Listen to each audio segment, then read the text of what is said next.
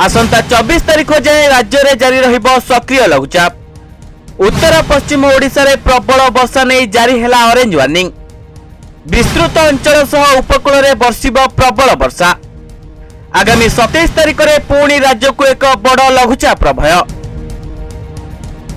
बंगोपसागर में सक्रिय लघुचाप जोगु आसंता 24 तारिख पर्यंत राज्यर विभिन्न स्थान में वर्षा जारी रहिबो बोली भुवनेश्वर स्थित आंचलिक पाणीपाग केन्द्र पक्षरु सूचना मिली। लघुचाप प्रभाव फल आज झारसुगुड़ा, संबलपुर, सुंदरगढ़ एवं केन्दुझर में प्रबल वर्षा हेबा नहीं ऑरेंज वार्निंग जारी करा जायछि। आ पाणीपाग विभाग आकलन अनुसार आसंता 27 तारिख में राज्य में पुणी एक बड़ लघुचाप सृष्टि होई पारे। उत्तर बंगोपसागर संलग्न पश्चिम बंग और बांग्लादेश उपकूल में एही लघुचाप सृष्टि हेबार संभावना अछि एवं एहार प्रभाव में 26 जुलाई 2 तारिख जाए ओडिशार विस्तृत अंचल में अधिक वर्षा हेबार संभावना अछि। तेबे भारतीय पाणीपाग विभाग विस्तारित आकलन करी एही सूचना जारी करिछि। आईएमडी पूर्वानुमान कहूछि जे देशर उत्तर पूर्व झारखंड और संलग्न गांगेय पश्चिम बंग उपरे थिबा स्पष्ट चिन्हित लघुचाप आसंता 2 दिन मध्यरे दुर्बल होइजिबो एवं 25 तारिख जाए अधिकांश स्थान में स्वल्परू मध्यम धरणर वर्षा हेबो एवं 40 ରୁ 50 किमी बेगरे पवन बहिबो। सेहिपरि 26 तारिख सुधा मौसुमी देशर सबु स्थान को अग्रसर होइजिबो बोली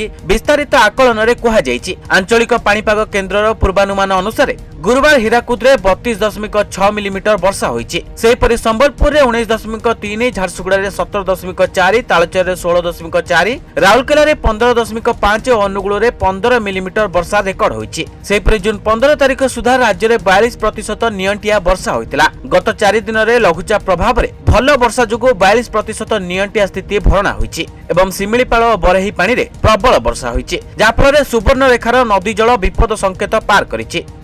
ब्यूरो रिपोर्ट न्यूज 95 ओडिया।